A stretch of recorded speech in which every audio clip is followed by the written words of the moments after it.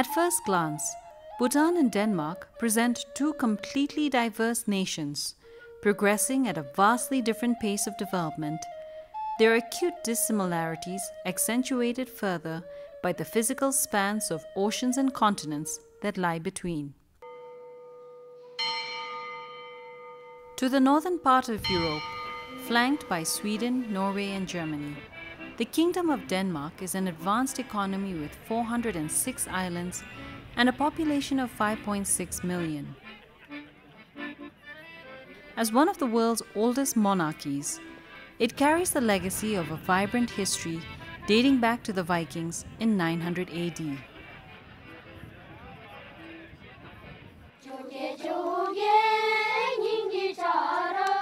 On the other side of the world, nestled in the vast Himalayas, the Kingdom of Bhutan is a small, landlocked and developing nation which opened its doors to the rest of the world only in the late 1960s. Bhutan is steeped in cultural wealth and natural heritage, possessing a soul and identity as large as its giant neighbors, India and China. Yet despite insurmountable differences, both nations are linked by underlying commonalities that bind them together. As two monarchies, Denmark and Bhutan share a great passion in investing in human capital and welfare, for which they are recognized globally. Bhutan is increasingly known for its guiding development philosophy of gross national happiness, which places the well-being of its people above economic growth. And Denmark has made immense strides as a strong welfare state under the Scandinavian welfare model. I think the best explanation is that we have a great deal of confidence in each other. We have no corruption, and we have great confidence in the police and the justice system. We believe that everyone is treated fair. Denmark is often cited as one of the best nations in the world to live in, and was ranked the happiest nation in the world by the UN in April 2012. As a strong welfare state, the Danish government has ensured equality for its people, and over the years produced a highly educated, innovative, and industrious workforce where the contributions of its men and women are widely celebrated.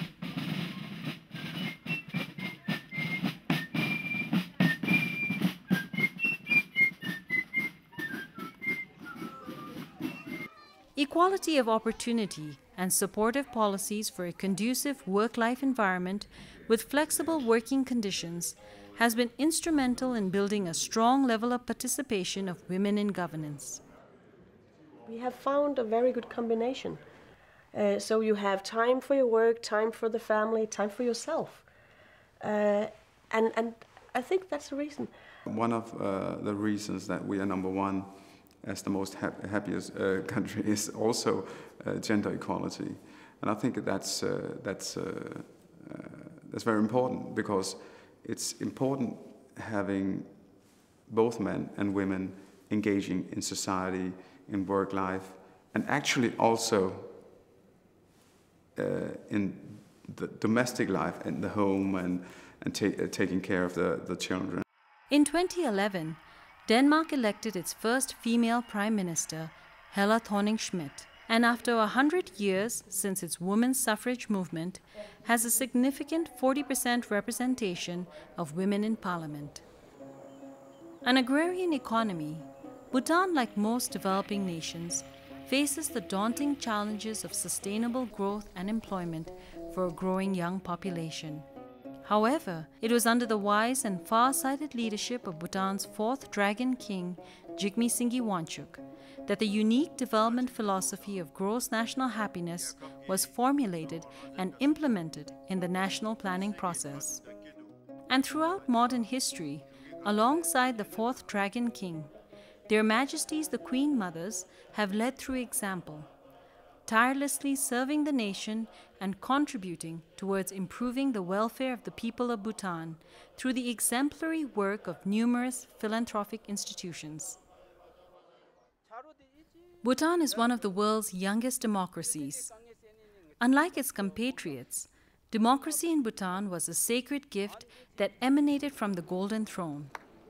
After a century of benevolent rule by the monarchy, His Majesty the King, Jigme Singye Wanchuk, at the age of 53 years, relinquished his powers to the fifth and present king, Jigme Kesa Namgyal Wanchuk, and to the people of Bhutan.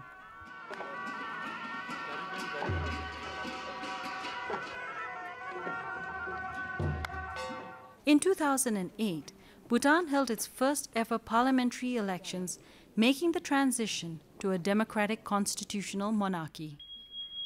Although women and girls constitute 51% of the population and enjoy a greater status compared to their counterparts in the region, they currently constitute only 14% representation at the national parliamentary level. During the 2008 elections, for a total of 47 seats in the lower house, only 9 female candidates contested, out of which all 4 Druk Pinsum Sokpa women were elected. Karmal Hamo from the Eastern District in Bhutan is one of the 4 elected women parliamentarians from the Druk Pinsum Sokpa Party, or DPT. Her constituency, Mongar, is an impoverished and largely rural district suffering from poverty and low educational coverage.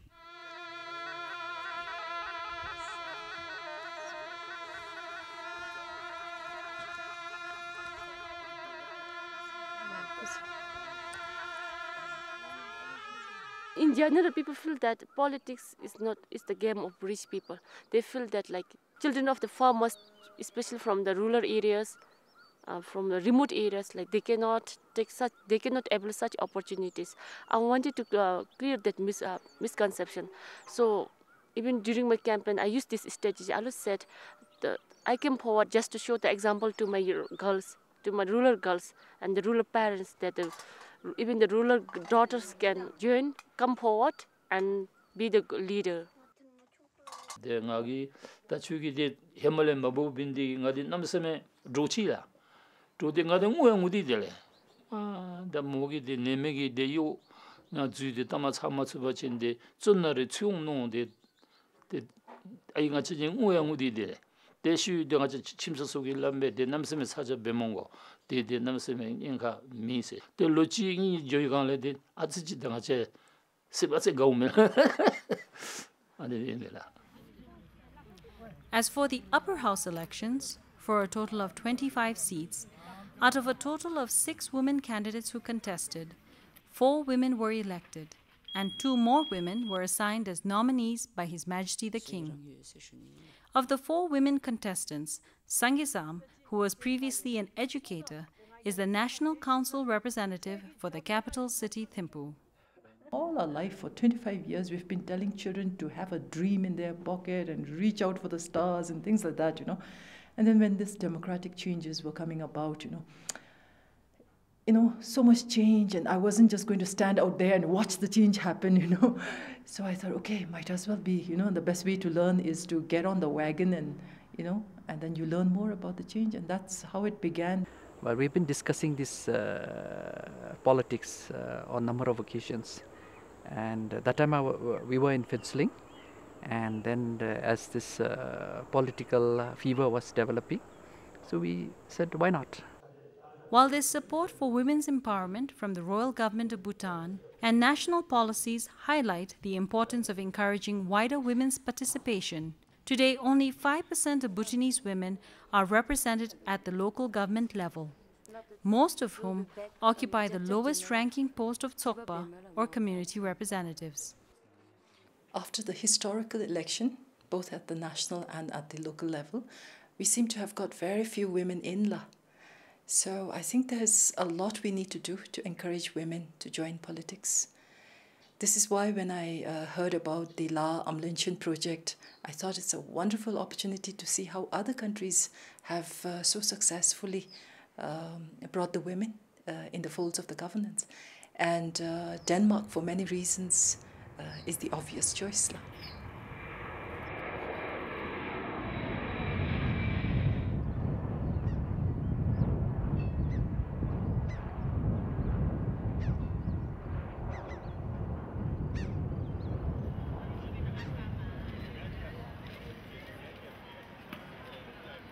the generation before me, there were some women there who really were strong, and they went out in the public and they spoke about women's issues, and they were also actually a bit they were controversial in what they said. And some of these women also, they didn't have children either, the generation before me, because they didn't feel it could be matched or things like that. But they were very open about it. They said, I'm not going to have children because I can't make it fit in with my political career. And that actually sparked a public debate about, is that fair? And then people started thinking, no, that isn't fair. Because you are a human being before you are a politician. And the concept of having a family has to do with being a human being, not being a politician.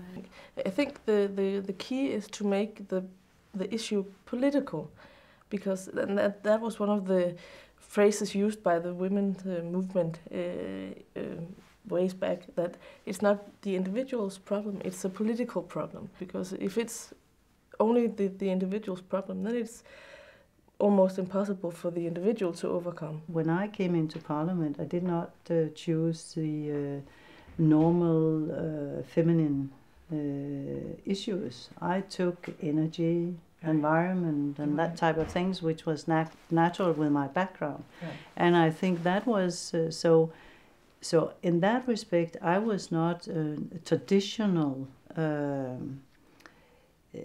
women equal rights fighter. I have been a fighter for equal rights for both men and women, and I think this is important.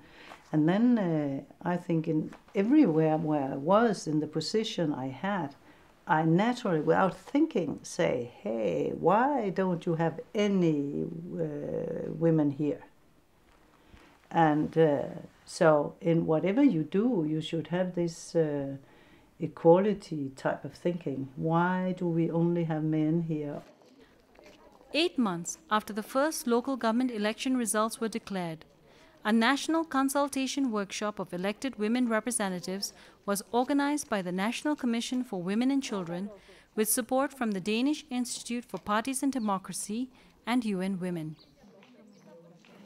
We share a vision of developing a good democracy which is good for people, and I think we share a vision with regard to women and the role of women in society and in politics.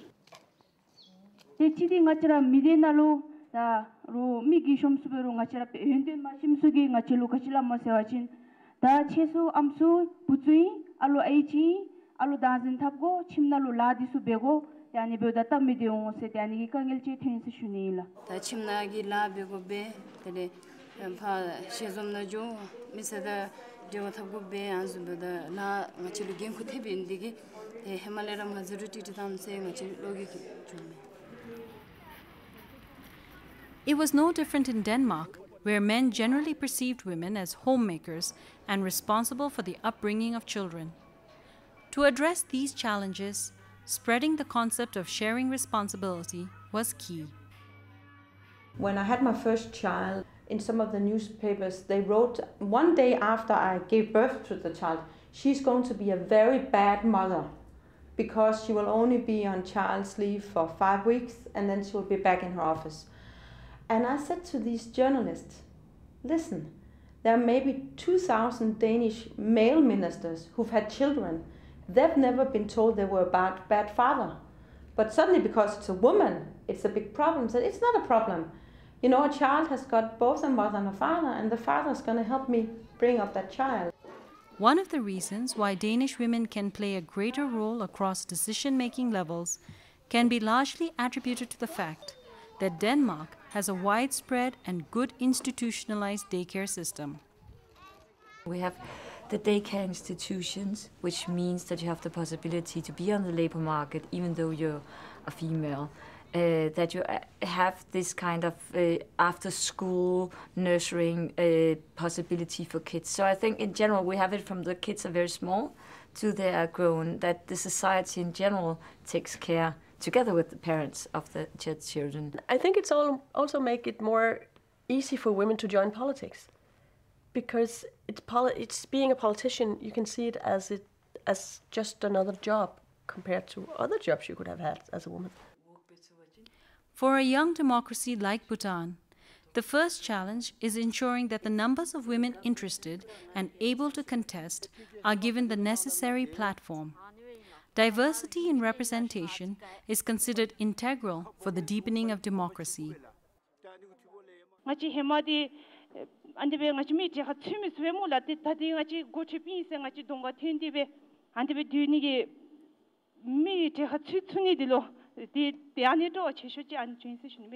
Amtu se da gynsho berude, jim berude, panakum berude, gyogna ondi beudalo. Kangel di kachizum chi yuti beru, pogelu de ati koncheso uchime bala. Da ngacha amtu danda beudalo, kongi kachira labnigi yurura de jamtoto ve lab de konregi kangel de sesumni digi da ngachi rewa di an jupsube se shunila.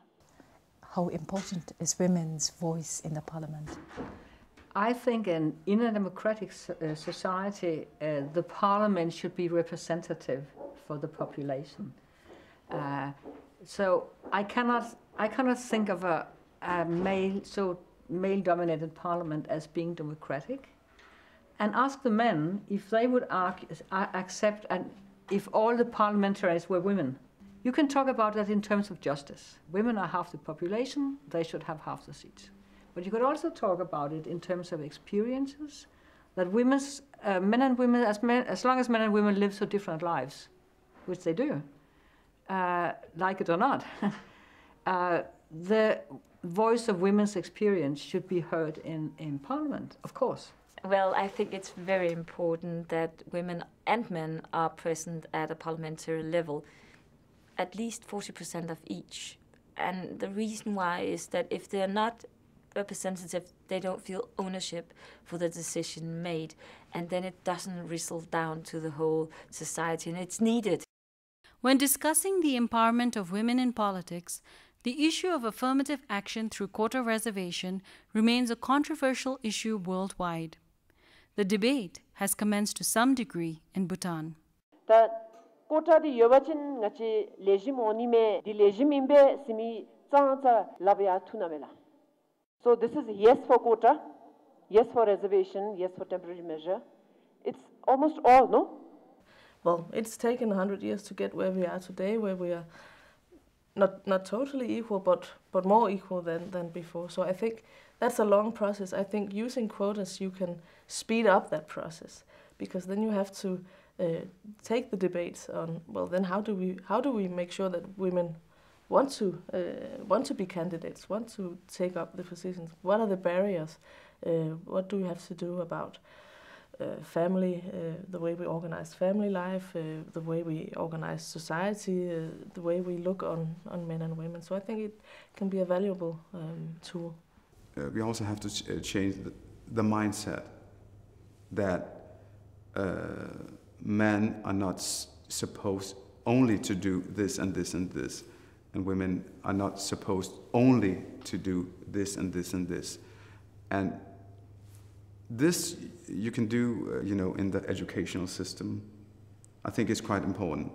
But I also think that it's very important engaging men and telling them that this is the benefit of our society. But you have to keep on having the debate. And I think it's very important that you also engage men, saying that gender equality, that's not only for women. This is also a matter for men. The word quota seems to make everybody,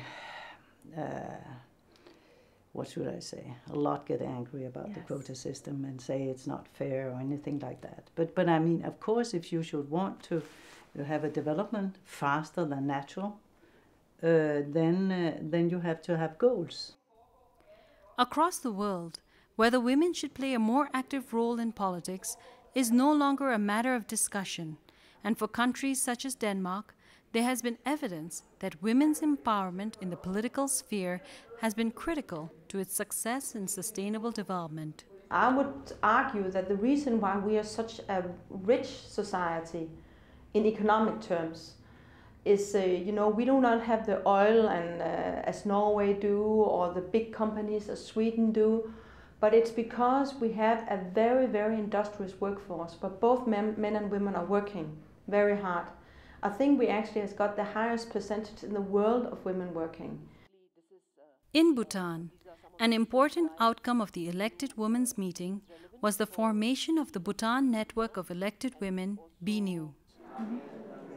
Because just by having a handful does not work, which is why you need this network to encourage new people to take part, not just support the existing.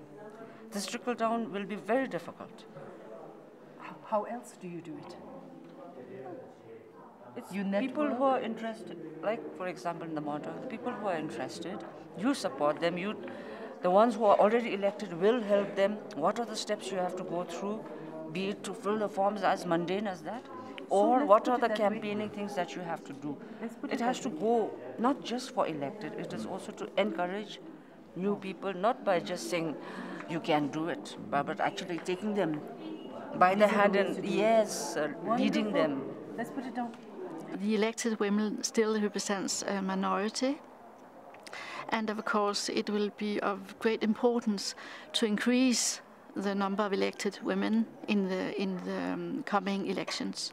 Of course, they're not only representing women and children, they're also representing the men and the country, but it's so important for this new democracy that women's needs are taken care of, and all this change which is going to happen, that these politicians are able to focus on that. However, whether and how political parties in Bhutan can identify and convince eligible female candidates to contest remains to be seen. Bhutanese women with triple responsibilities of home, children, and work continue to view politics as a sacrifice rather than an opportunity. The reality of the situation is such that if you want women to take part, a more productive part in society, besides being a mother, because they're quite young and very well educated. So we have to create a conducive working environment for women so that some of the specific problems that hold them back can be addressed. And this is actually already under a serious discussion in the government. Today, in preparation for the 2013 elections, political parties, new and old, have realized the value of equal representation and enrolling more female candidates in their ranks. Women are a political asset. I think people have to realize that. The party with more women immediately have a political advantage over other parties, because they can reach out to more than half the population, and they're proving their ability to gain the confidence of women even before the elections. Most of the voters in the case of the Rukpism Sapa were women. I think the women in many ways are more committed to taking part in the elections, and they do not find excuse saying that we couldn't come because of this and that. They came. Now, having done so, we would now like to see women come out even as candidates. So we will keep on approaching individuals. I don't think there is any other way, really. As for contesting in the 2013 election, after much contemplation, I've decided to take the plunge and look for the possibility of contesting from a party. I have been thinking that you can continue to do all that you have been doing while in the National Council, and much, much more to reach out to people. So I think the opportunity is really worth the risk. My family is not that keen, but compared in 2007, I think now they are a little convinced, and now they understand. They understand my capability now. I still want to give show the role model to my rural girls, and I also have so many other dreams for my constituency, which I need to again work further and get fulfilled. As a young democracy, Bhutanese authorities and citizens all have a great responsibility to deepen and sustain the democratic process, and to carry forward a gift bestowed by our visionary monarchs. Denmark seems to have a wonderful system that has helped propel women into leadership roles. After meeting the women leaders in Denmark, I'm totally convinced that you need not be a superwoman. You can be a normal woman, down to earth, a loving mother, and still take up leadership roles. If there is a conducive working system, I think we can bring a lot more Bhutanese women on board to contribute towards good governance and nation building. And as Denmark has demonstrated, the key to achieving this is creating an enabling and conducive environment for its women to enjoy equal involvement at all levels of governance. More importantly, this must then be sustained through political conviction.